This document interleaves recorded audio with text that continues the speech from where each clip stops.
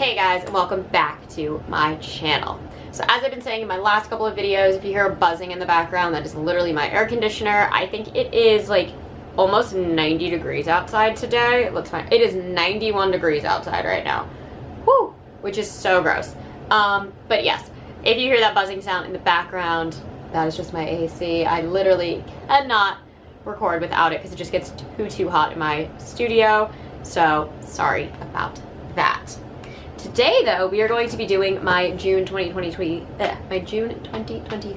wrap-up.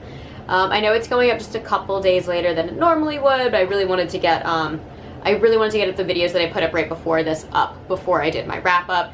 And I do still have one book here that I don't have a review video on that I will be filming a review video for. So I'm not going to talk too much about that book in this video, but I definitely will do a full review on it as well. Anyways, if you guys have not subscribed to my channel yet, please hit that subscribe button down below if you enjoy these videos. I'm really trying to get to 4,000 subscribers, and it would be really awesome if we could get there. But without further ado, I feel like I say that in all my videos, so let's go through my stack. I did get through 6 books this month, so I was on track for my goal for every single month for this year.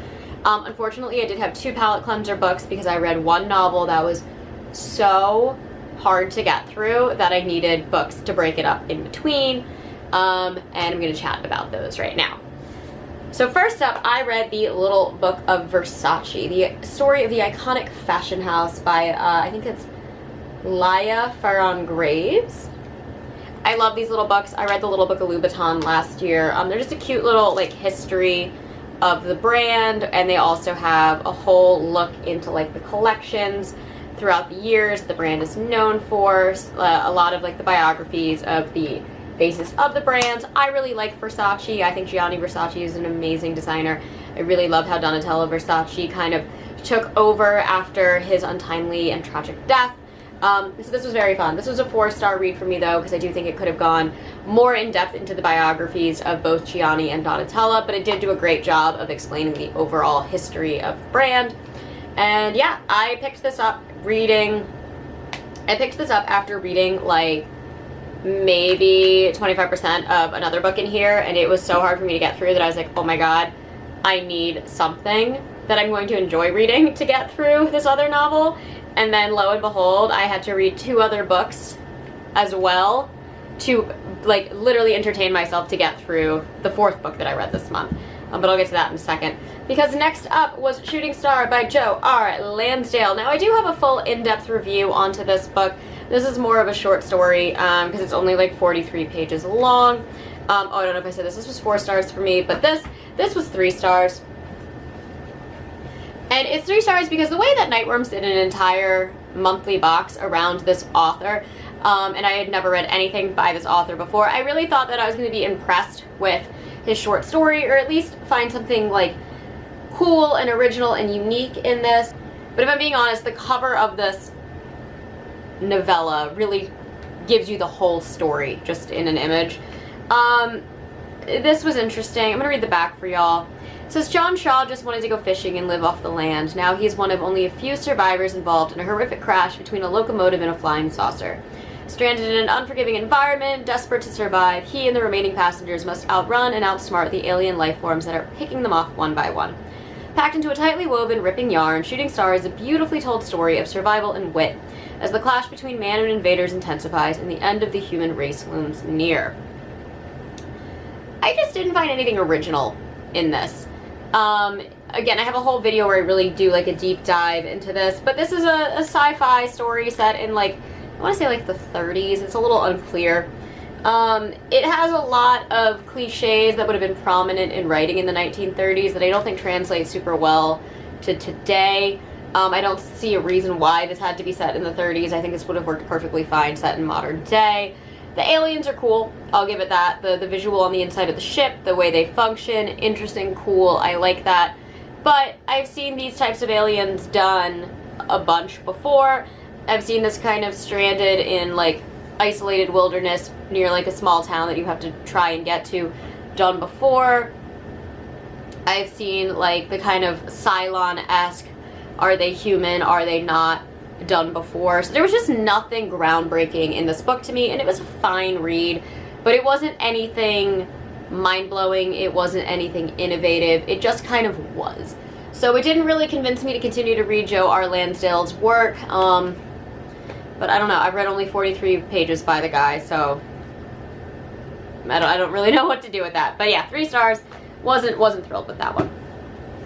Okay, so next, I continued to try and get through this other novel that I was really struggling to read, and I determined I needed another palate cleanser. I needed something that was going to be mindless and fun and not scary and not depressing. So I finally read Confessions of a Shopaholic by Sophie Kinsella. I've seen the movie before. This book I was like hesitant to go into because I've seen the movie and I like the movie. It's fun, it's whimsical, it's ridiculous. And I was worried that the book was going to just kind of be a regurgitation of the film, but probably better because, you know, books are usually better than the films. This is nothing at all like the movie, just at all. The setting, the characters, the plot, completely different.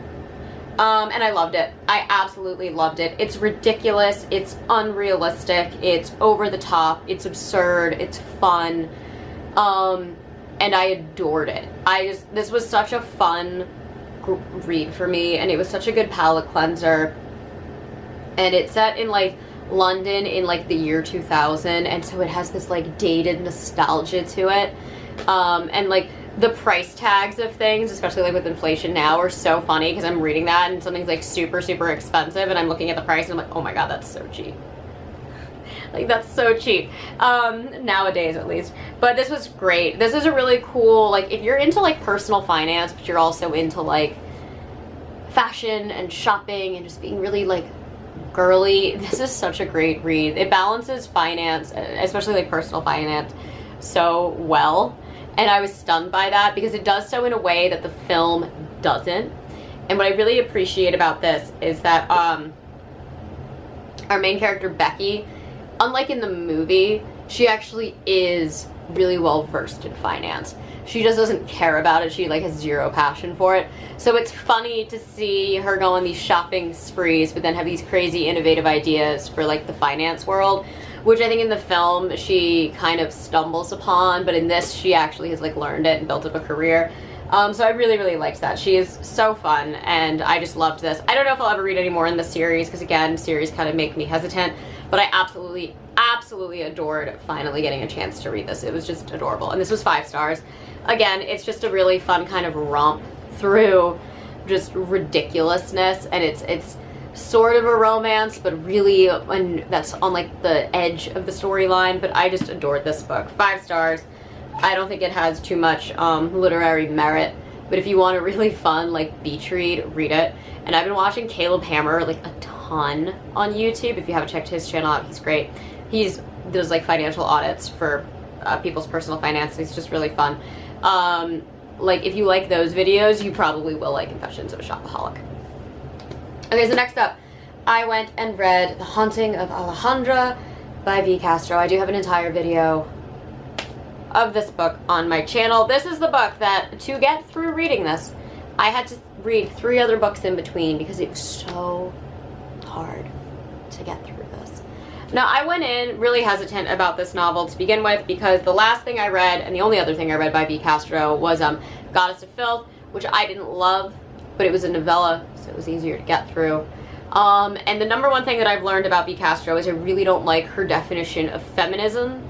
And then on top of that, I really don't like her definition of horror. I think we're at different places in our lives. I'm fairly certain she's a mom, so a lot of her horror comes from like parenting horror, I would say. Not so much in Goddess of Filth, but absolutely in this novel. And I just couldn't resonate with the character of this book. This is a story about a woman who has somehow ended up in a marriage that she is determined she's no longer happy with, but she has 3 kids. She's not thrilled with being a mom. She doesn't like the stress of being a mom, and she kind of wants all of her responsibilities to just go away so she can go and do whatever she wants. Because she's having these thoughts, this La Llorona kind of demon character, who is just not like the folk story La Llorona, which is really depressing because that's really what I was hoping for, just kind of haunts her.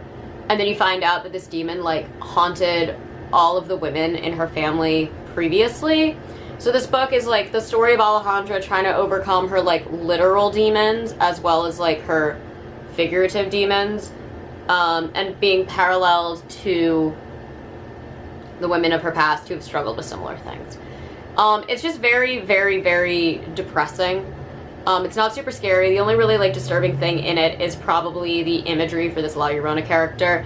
Very well done, beautifully described to just be this grotesque, like, just human-like creature. It's really creepy, very well done. I will give the book that. But then it just sends a lot of weird messages. And the number one message that I couldn't get behind with this book is this concept of you shouldn't be held accountable for your actions if you regret them in the end. And our main character, Alejandra, and like all of her ancestors kind of do awful things and then get put in like situations from their own doing, are unhappy with it, and then are just like, well, I don't deserve this, so I'm gonna make more bad choices and leave things like my kids and my husband and my loved ones and go do what I want to do, and then when I feel guilty about it later, I'm just gonna say, oh, it's a demon. There's just no accountability, and I really go in depth on my qualms of this book in my review, especially when I talk about Alejandra's relationship with her husband, and I'm not going to waste the time doing it now, but if you were really interested, definitely check out that review video. But I just don't love this concept of not taking accountability for your actions and being told it's okay. And then V. Castro has this whole storyline about a therapist who I've been to many therapists. I don't see a licensed medical professional giving the advice that this character gives Alejandra, and it's just toxic and unrealistic as well. And I just had so many issues with this book. Not to mention like all of the inserts, not to mention all of the moments where we get these flashbacks to like other characters of Alejandra's ancestry. 90% of their stories have nothing to do with the plot of this book and are almost there like these like short stories, and we know how I feel about reading short story collections. Not my favorite thing. I want one tale. You know, they're all going to connect at the end, that's great, but even the stories in this novel didn't really connect. They were so tangential that it was just like, ugh. Like, I just didn't know how to process why it was there, and I didn't find them interesting, and I don't want to be introduced to like a whole brand new set of characters, not one, but like 7 characters every 50 pages that I'm never going to see again, and have to read about them for 50 pages. Like, it was just a lot, and this was a 2-star read for me. This convinced me. I've now given her 2 chances. V. Castro is not an author for me. She's not. I tried. 2 chances. Both of them ended up being 2-star reads, so, and this was such a struggle to get through, so, no. Okay, next up. I also have a full video review on this. This is The Prettiest Girl in the Grave by Christopher Triana. If you've been on my channel for a while, you know how much I adore Christopher Triana's writing. Gone to See the Riverman. It was one of my top books, I believe of last year. I believe it was the top book of last year. So I was very, very, very excited when I saw that he had a new book coming out, and I devoured it. This book is awesome. It is awesome. Not as good as Gone to See the Riverman, which is the reason why it has 4 stars and not 5. And pretty much just for that. I really, really adored this novel. This is a really cool book, but for the sake of not spoiling anything for y'all, I am just going to read the back of the book, because I don't think I'm going to be able to give you guys a good summary without spoiling something. It's only supposed to be a game. When Bella, Celeste, and Rose meet with new friends at a graveyard in the woods, they soon realize they're unprepared for what's planned.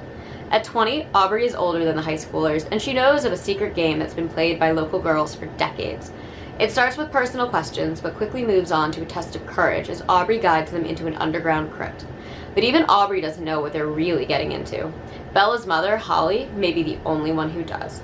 As a teen, Holly and her friends also played the game, and Holly barely survived. When she discovers her daughter has gone to the graveyard, she fears Bella will get lost in the mysterious catacombs just as she had, and face the same sinister forces. As the girls search for a way out, Holly must return to the dreadful crypt she swore she'd never come back to, and finally face her own dark secrets. It's so good. I read this in 2 days, and the only reason I read it in 2 days is because I literally had to like sleep and go to work. But this was absolutely fantastic. It was fun, it was creepy, it's brutal, there's body horror, but it's not as brutal as Gone to See the Riverman. I was really expecting it to be really depraved, and it was a little bit more tame, definitely a little more safe. I would say, but I loved it. I loved the kind of dismal ending. I love how Triana came back again with this concept of introducing you to characters where you only see this kind of one good side to them, and as the story opens up, you really get to see all of their dark sides, and then you have to choose whether you're going to continue to support this character or not. And unlike Gone to See the Riverman, where the decision is pretty easy, this one, all of these characters are in this like serious gray area, and I just loved it.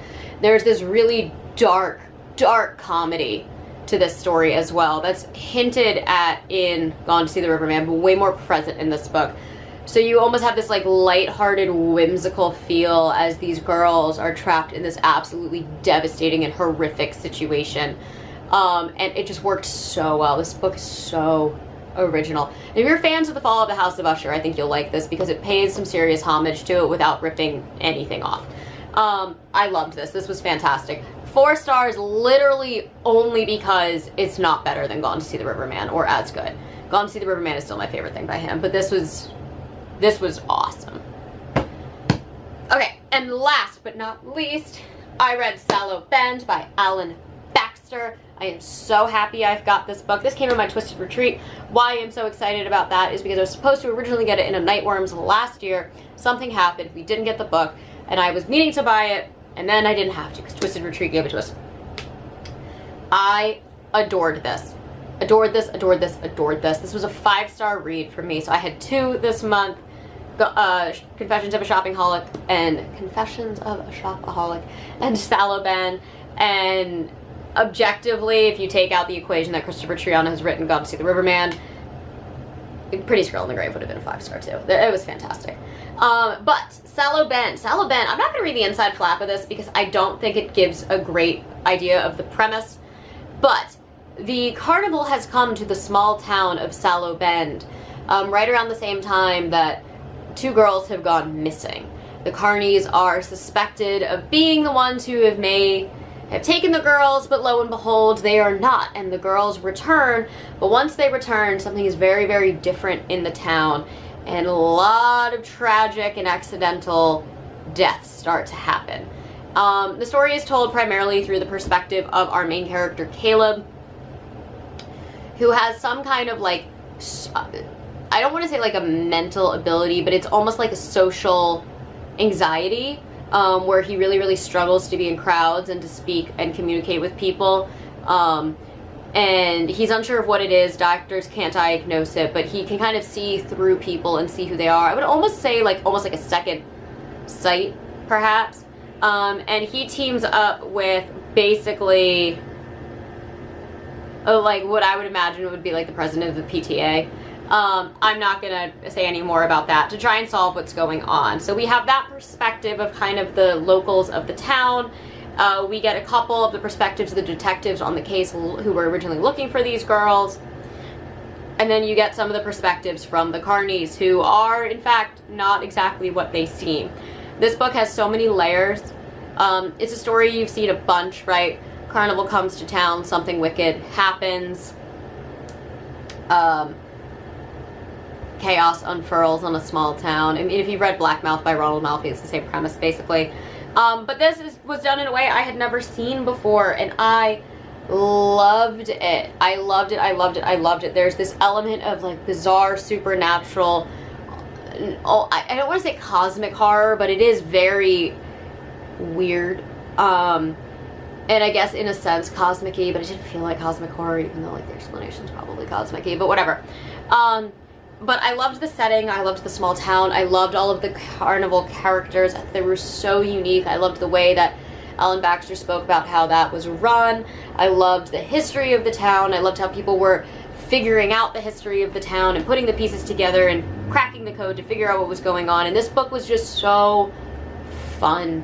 And it was really cool to see a concept I've seen done a bunch, done differently, done well, done in a unique way that I totally vibed with. I loved it. And I love that this isn't a book that's going to be filled with happy endings. There is tragedy. There is a lot of like unsettling imagery. Trigger warning, there is unfortunate things that happen to our younger characters. But I adored it. I adored it. I adored it. I adored it. And I would love to read more by Alan Baxter. I'm just like, I was blown away by this book, and I'm so happy it finally came back to me because I really wanted to get it originally. I was hoping for it in the Nightworms box, and then it didn't come, but it did come back to me. So it was definitely a sign that I was meant to read this book, and I loved it. But again, if you liked Black Mouth by Ronald Malfi, I think you'll really, really like this. My one criticism with this novel is that Alan Baxter has some weird, like, colloquialisms in his writing that are a little jarring. Just, like, the way he uses, like, certain, like, adverbs and stuff really took me out of it every now and then. Like, the sentence structures just felt weird, and then I would go back and read them, and they were correct English. Like, they are technically correct, but they just felt strange. And that happened several times in the novel. Nothing that really took me out of the book, but enough that it wasn't just one or two sentences where I had to, like, stop and reread it and make sure I was reading it correctly.